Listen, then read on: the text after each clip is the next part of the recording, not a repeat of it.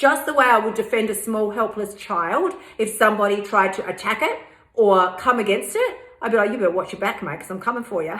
That's how I feel about my body. It's helpless. It's defenseless. All it's ever tried to do is do the right thing by me. And I have attacked it from day one. I will not live that way anymore. I simply refuse. Hey girl, I'm Kylie Pax. After a lifetime of emotional eating, struggling with my weight, and being a serial dieter, I finally found the missing key to weight loss, and I lost 20 kilos. Each week, I'll give you my no BS weight loss advice so you can sprinkle it over your life and your dinner plate and lose weight too. Everything I teach you is fluff-free.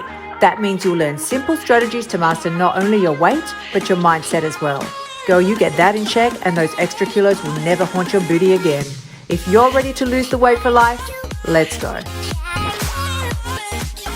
What is up, my gorgeous, fabulous creatures, and welcome to episode number 55 of the No BS Weight Loss Podcast. Today we are talking about a very special topic that is near and dear to my heart, for sure, which is how to stop feeling like a failure, I want to say a fat failure, when you feel like you can't lose weight. Now, let's start by saying today, there's lots of clapping going on, let's start by saying it's impossible to feel like something that you don't truly believe at some level that you are. Here's what I mean by that. I had a coach, an amazing life coach many years ago. I've spoken about him before, actually, Stephen Lovegrove. He's America's life coach now. And he was quite incredible. And he taught me a concept that I still use to this day, which I think he called the purple elephant concept or syndrome, purple elephant syndrome. Let's just go with that. Here's what it means. If a random stranger, well, if you're walking down the street and a rando walks up to you and just looks at you and just goes, oh my God, points and laughs and goes, you're a purple elephant. There is not one part of you, not one skerrick. There is not one tiny little cell in your body that would resonate with that would think, oh my God, that's so true. There is nothing. In fact, what would happen is you'd get back to the office or you'd get back home that night and you would say to your partner, the most random thing happened to me today. This complete lunatic walked up to me and told me I was a purple elephant. Like, seriously, what a deranged concept, right? You would laugh it off and it would not affect you at all for the rest of the day or ever. What if we change that scenario? Let's flip it. You're walking down the street and still a stranger walks up to you and they say to you, ooh, you're fat. Oh yeah, pausing for emphasis here, my darling. Ew, you're fat. Tell me, is there a part of you that would go, oh my God, I must really be fat if a complete stranger is walking up to me and telling me I'm fat? There is many particles in your body that would resonate with that. There is a whole ton of stories in your head that would resonate with that. You would get back to the office probably in tears. And certainly that night when you got home, you would be telling your partner, you would be tearing your hair out and frantically racing through Google and I've got to find a new diet. Oh my God, a complete stranger walked up to me and told me I was fat today. You would be hysterical and beside yourself. Here's what this story is all about.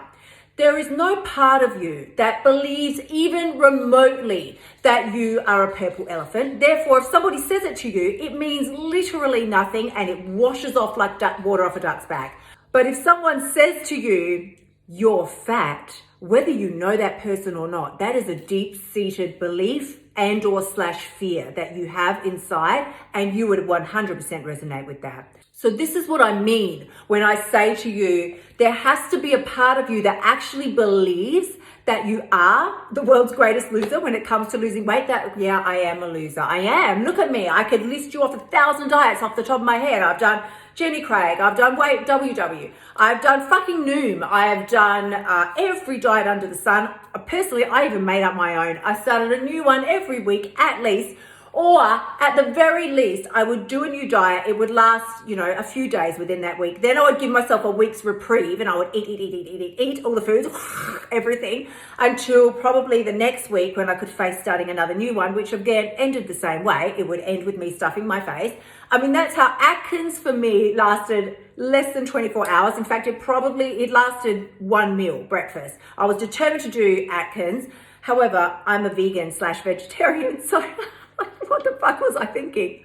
I took this hunk of, I think I did oily, greasy eggs, maybe I'll put some chicken but you're supposed to eat bacon and cheese and all that stuff when Atkins was a thing. Really now it's kind of just switched to paleo, they call it.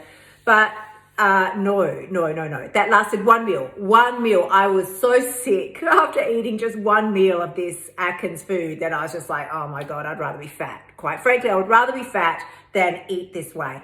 And so this is what I mean when I talk about there is a part of you though that thinks, man, if I can't even eat this food, what sort of a fucking failure must I be? If I can't even just stick to this for a few days, a few meals. I had watched my friends do it. I watched my girlfriend lose a shit ton of weight doing Atkins. She was eating the nuts and doing the things. It was fabulous. I had seen it work for so many other people. And this is what it's like for us with diets. We see it working for other people, but when it comes to us, we just can't seem to make it stick. So this is why I teach in my concept, all throughout every concept that I've ever taught, and most especially in F the Scale and in my free course that I share with you, kyliepax.com/free course, people. It's all there and it's free. I teach you the 5 steps that I use personally to lose 20 kilos. However, what I teach is the importance of micro steps. Micro, people. Diet, any kind of diet. And listen, I say this and I just sort of say, and I'm going to put it under an umbrella of diets, quote unquote diets, but I'm never shitting on anybody's diet plan. Like I'm not even shitting on diets in general. I say this and I'll just say it again to reinforce it. Diets work. Of course they work. If they didn't, there wouldn't be any.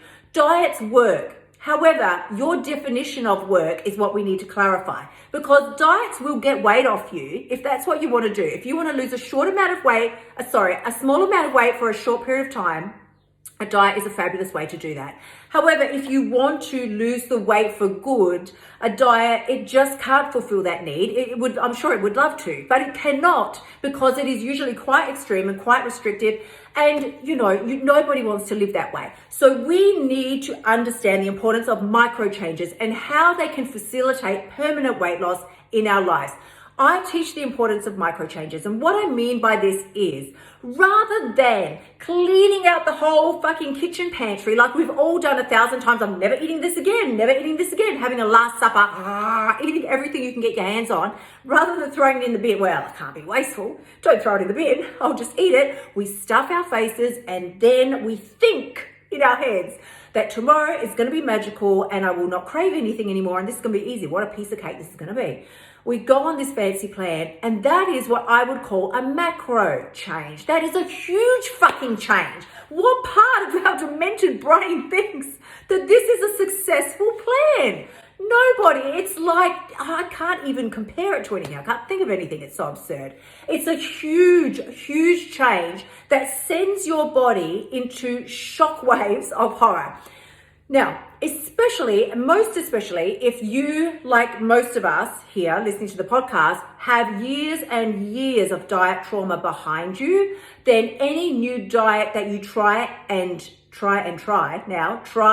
to implement now will trigger those years of diet trauma. And the diet might be quite okay. It might not be that much of an issue. Like it might be fine, but you will have these years of diet trauma that is literally stored in your body, and your body, your brain, your mind, especially your subconscious brain, will remember all the fucking times that you have done this to yourself in the past, when it was hideous, when it was torturous, when you were extremely deprived, the times when you felt like you were almost starving, the times when you nearly passed out, the times when you then stuffed your face and gained more weight. All of that is recorded in your mind. Don't think that stuff happens and then it filters off into cyberspace. Our brain stores it all and it brings it back to us as feelings and emotions. You might not have it as an instant memory when you start your new diet plan, when you start your fancy plan. It's probably not going to pop up as a memory because that might cause you to double think, and we don't want that. But it's going to be triggered as feelings and emotions, and then you're not going to understand why you feel so stressed and upset and really craving and having strong urges for food that seem out of proportion to the way it should actually be in that moment. There's no urgency. You're not starving. There's food all over the place, but you're having an urge to eat that you really can't explain. It's that strong. That is your years of diet trauma coming to the surface. Now, another thing we want to remember when it comes to stopping feeling like such a loser when it comes to losing weight and the struggles that we have with losing weight is remembering that we are creating drama in our heads where it truly doesn't exist. We very, very often get so caught up in how far we have to go that we don't even start. The journey seems insurmountable. It seems overwhelming, especially like if, like me, you have anything more than, now this is really perception, because you could feel it's overwhelming if it's just 10 kilos. Like that could seem overwhelming and too much. This is going to take me too long. It's just going to be too hard.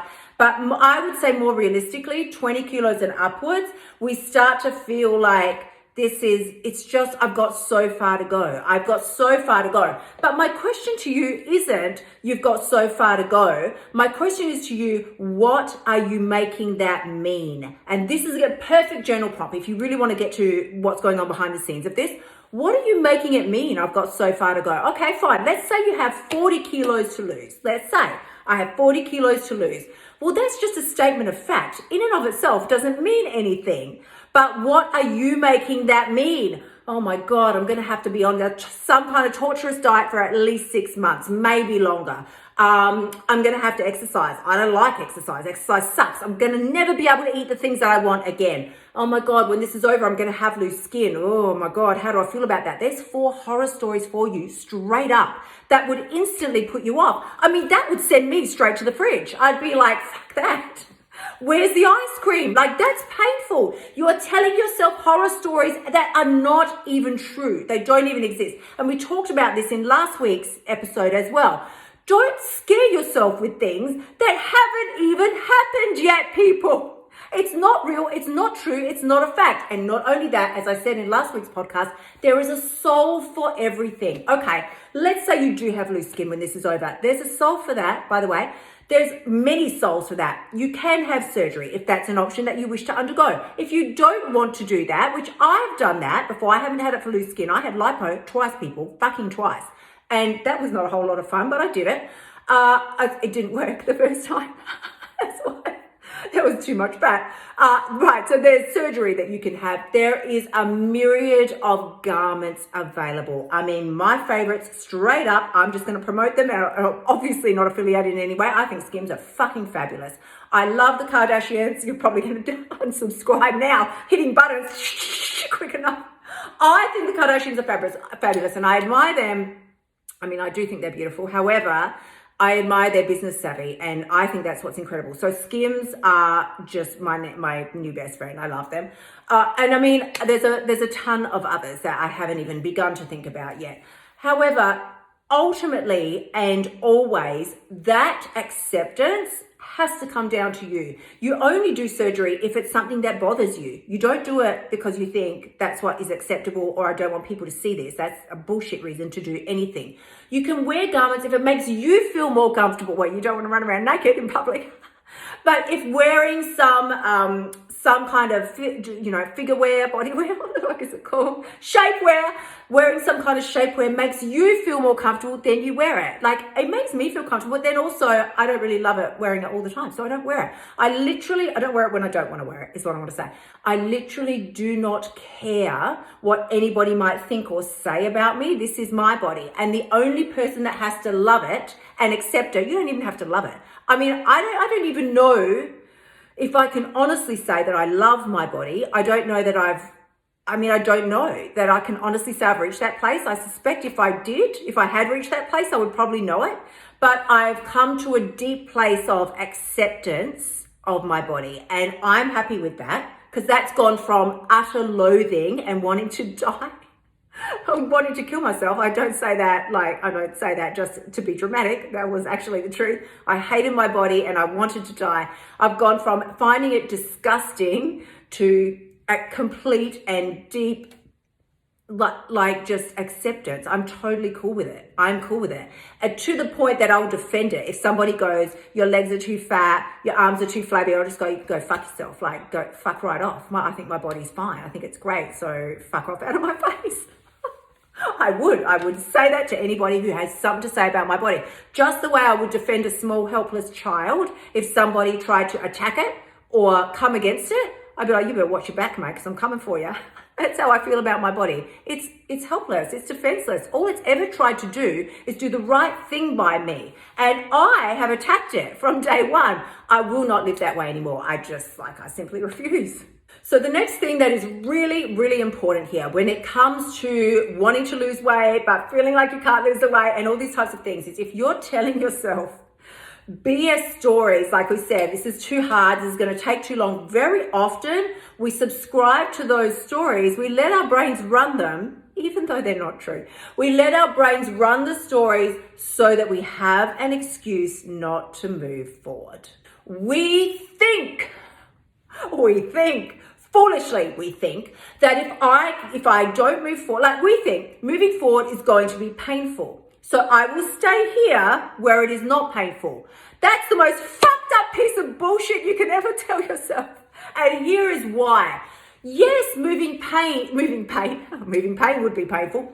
Moving forward might be a little new, uncomfortable, undesirable at periods. That's fine. But do you think for 1 microsecond that where you are now is fucking bliss? I don't think so, my friend. If where you are now was fantastic and fucking amazing, you wouldn't be desiring to change. Where you are now is not great. Where you are now is in your own shit ton of pain. With the weight that you are now, the joints that hurt, can't sit in chairs comfortably, clothes don't fit, feel like I can't find somebody who will love me all through and through. All of that feels like complete shit. That doesn't feel good. So don't even try and tell me moving forward, Kylie, is going to be too painful. There's too much pain in moving forward. I'm sorry. Is where you are now a fucking magical wonderland of pixies and daisies? Because if it's not, it is time to move forward. So what is your daily practice like? What are you currently doing to start stacking your micro changes? Because micro changes, let's be fair, micro changes will bring micro wins. Micro changes generally don't bring macro wins. Now, let me explain that. Let me just break it down. Micro changes in their day-to-day implementation will bring micro wins. Get up with the alarm. Don't hit snooze on the alarm. I talked about this, I think, 2 podcasts ago, about the seriousness of getting up when your alarm goes off, and preferably before, because it's a whole comparison to your comfort zone. Your bed is exactly comparative to you staying in your comfort zone. I don't want to get up. It's too hard. It's too cold. The kids need this, blah, blah, blah. Every time you hit snooze on that freaking alarm, that's you agreeing to yourself and telling your brain and your subconscious mind that it's perfectly fine to stay right here in my comfort zone where it's fucking cozy, warm and cuddly. I'll stay here in my comfort zone. And then you wonder why. When you get up and you want to make the changes that you know you desire so badly, why you struggle to implement them. Because you have told your brain over and over, it's fine to quit. It's fucking fine. You don't need to do anything in a timely manner. You just stay there in your comfort zone where it feels all nice and good and squishy. Stay there. That's a fucking great idea. So again, I ask you, what is your daily practice like? Honey, you need to look at what it's like right now, and then you need to look at what you want it to be like. What is the distance? How big is the cavern in between? Because I did this myself not too long ago. I like to do it periodically. I did it maybe, a month ago. And I looked at, what am I doing now? What are my daily habits and practices like now? And what would they be like if I was living in the exact body that I wanted to be living in, looking the way I want to look, feeling the way that I want to feel? Listen. Most fucking importantly, feeling the way that you want to feel. Because we think we want to be skinny because we want to be skinny, but nobody wants to be skinny. I know you're thinking right now, Kylie, shut the fuck up. Of course I want to be skinny. No, you don't. You don't. You want to feel a certain way, and you believe that being thin will give that to you. That is the truth. It's exactly the same as nobody wants to eat chocolate. Nobody wants to eat chocolate. You want the feeling that you believe eating chocolate will generate for you. This is just how it is. We are always and only ever in search of a feeling. Even when you clean your house, obviously nobody wants to clean the house, but you want the feeling that having a clean house will generate for you. All things, good and bad, we do because we want the feeling that we expect it will give us. So this is what's most important. Look at your fucking habits now and look at what they would, could, and should be if you were at your ideal version, which what I call in my eating codes, which again, I give to you in the free course, kyliepax.com/free course. I give you each one of the 5 eating codes.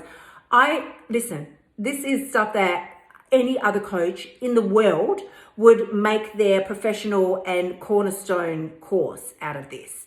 No, I'm giving it to you for free because I am so fucking tired of seeing women suffer, really, truly suffer. I was suicidal over this.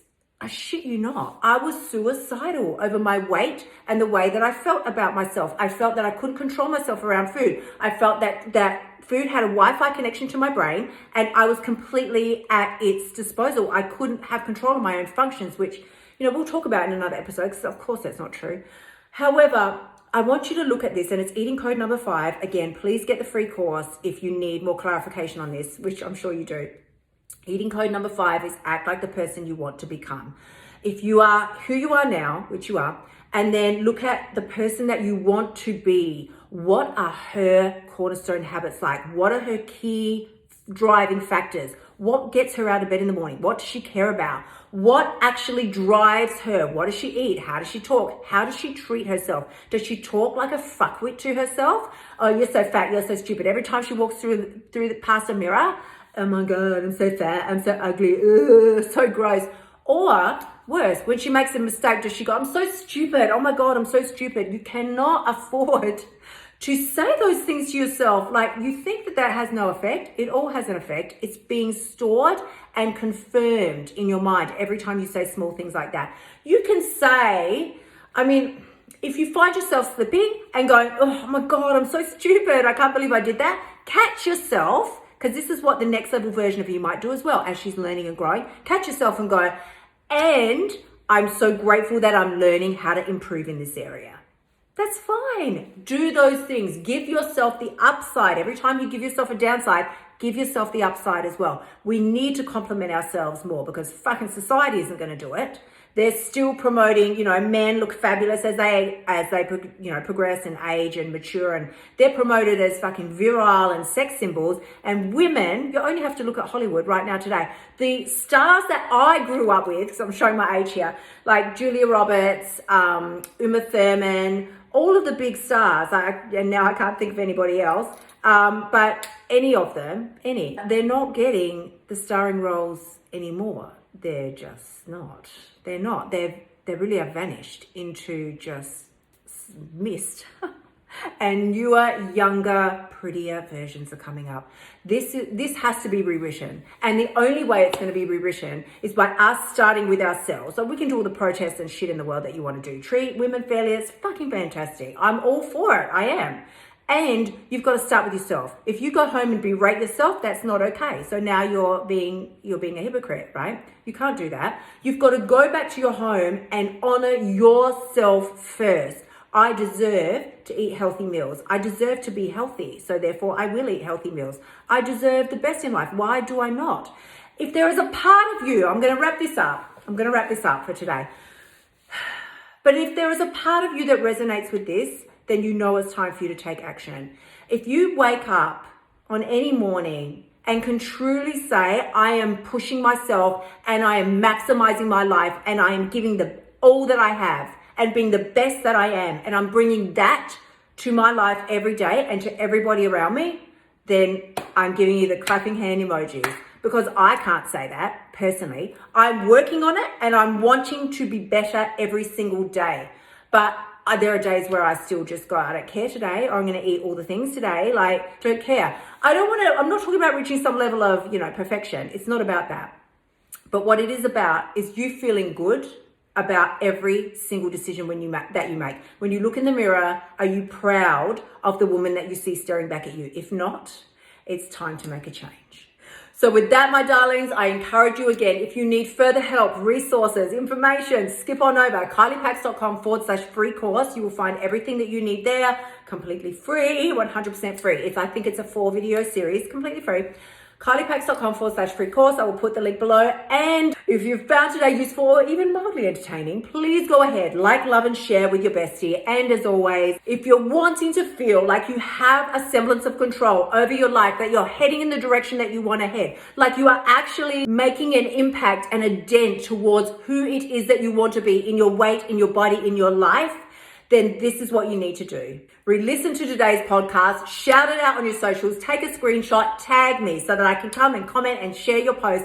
And of course, remember, the only person who has the power to change your life is you. When you step up and take full ownership and responsibility for where you are now, stop telling yourself shitty stories.